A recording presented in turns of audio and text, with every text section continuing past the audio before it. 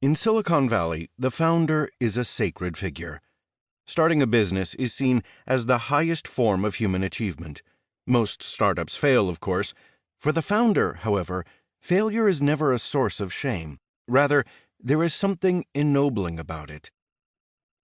Yet this reverence for the founder feels increasingly untethered from the realities of the industry. Silicon Valley is no longer a scrappy place, if it ever was. It is a land of giants, and their appetite for startups is immense. Huge corporations are constantly acquiring their smaller competitors or companies that might someday grow into their competitors. This is not only to protect their position, but to nab some of those revered founders themselves, in the hopes that regular infusions of entrepreneurial blood will keep them young and nimble.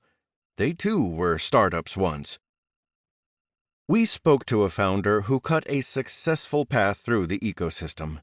This person learned to code, landed at an elite university with deep links to tech, became a founder, and failed upward into a company that was too big to fail. Yet along the way, the founder grew disillusioned. Successes started to feel more like failures. Silicon Valley started to feel strange. How did you start writing code? I went to a perfectly fine public school in Texas. We had a computer science course, but the teacher didn't know anything about programming. We had a textbook, though, and if you were sufficiently self-motivated, you could work through the exercises and then take the AP exam.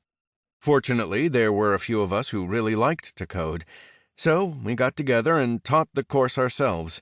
We all passed the exam, and it helped get me into an elite institution for college.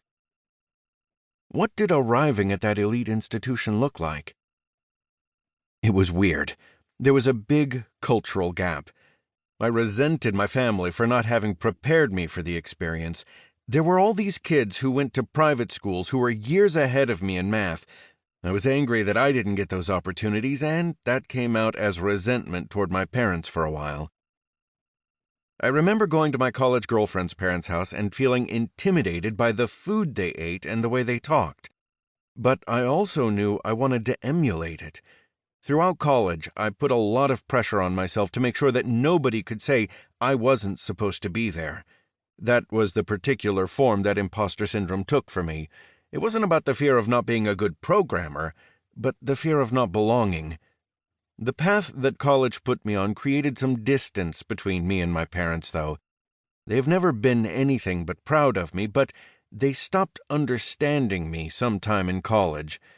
And in the years since, the gaps between our worlds continue to grow wider.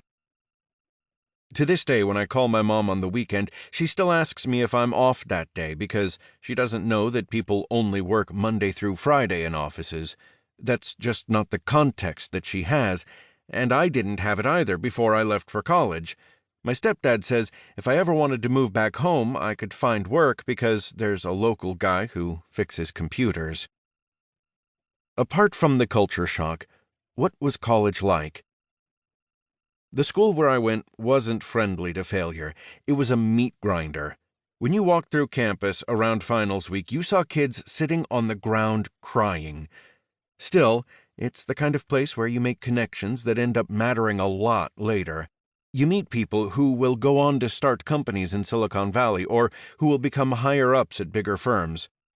It's also the kind of place where recruiters track you from freshman year, have dinner with you at department-sponsored events, that sort of thing. That industry interest made me feel special. And when I became a teaching assistant for a computer science course, that interest intensified. I had to do a work study as part of my financial aid, and it was either serving food in the cafeteria or teaching computer science. But teaching paid well, $15 an hour, which blew my mind since my high school job had paid $4 an hour plus tips. Plus, the job was super fun, and the industry attention felt great. Big firms would come in and lavish the teaching assistants with gifts, embarrassing gifts. Sometimes we would go buy cheap tricycles and ride them down a steep hill and play a sort of human Mario Kart. Microsoft found out about it and bought us the highest quality tricycles available. I think it's actually gotten worse since I left. These days, companies send stretch Hummer limos to pick up kids for fancy dinners.